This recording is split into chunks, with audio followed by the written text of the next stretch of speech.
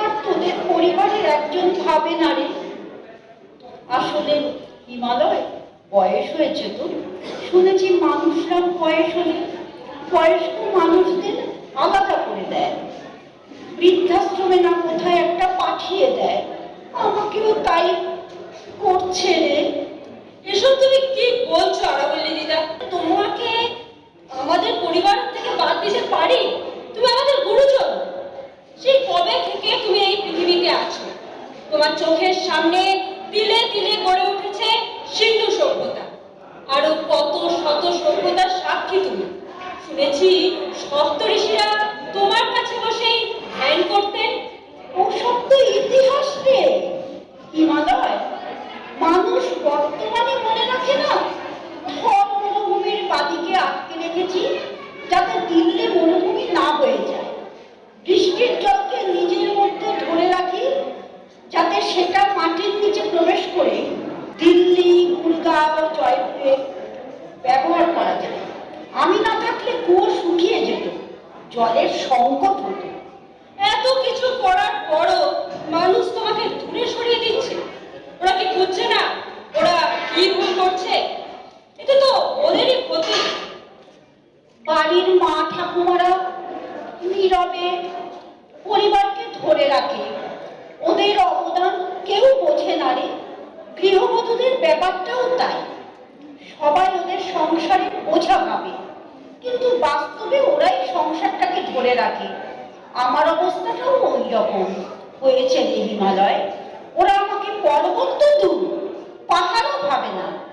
আমার বেশিরভাগ অংশ ওদের কাছে আর পাহাড় নয়। না দিদা, এটা মেনে নেওয়া যায় না। তুমি এটার প্রতিবাদ করো।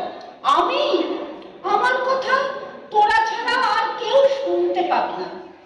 তবে আছে আছে কিছু জন যারা আমার হয়ে মুখ খুলেছে, প্রতিবাদ করছে। এত পরিবেশবিদ, বিজ্ঞানীরা তোমাকে এভাবে যেতে দেবে না। ওরা ঠিক তোমাকে বাঁচাবে।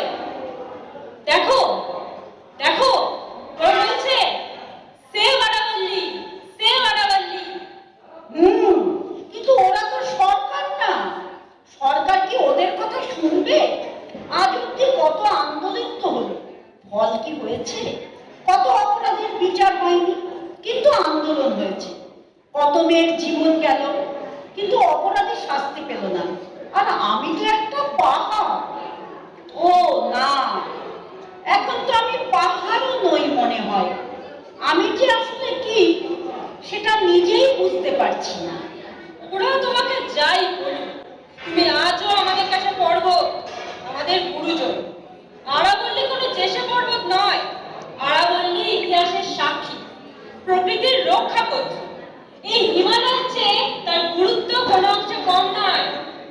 আমি তোর মতো অত সুন্দর নই রে, বয়স হয়েছে তো আমার। প্রশ্নটা সুন্দর অসুন্দরের নয় আরাবল্লী দিদা, প্রশ্নটা পৃথিবীর ভবিষ্যতে, এই ভারতের ভবিষ্যতে, প্রকৃতির ভারসাম্যে। মানুষ আর কত দায়িত্বজ্ঞানী হবে? সেভ আরাবল্লী, এই আন্দোলন আমাদের পর্বত খুলে প্রকৃতির। Save আরাবল্লী, save আরাবল্লী। শোনো শোনো শোনো, খবরে কি বলছে? ওরা তোমার ওপর খনন কার্য চালাবে না বলেছে। আমাদের জিত হবেই। সেভ আরাবল্লী। নমস্কার।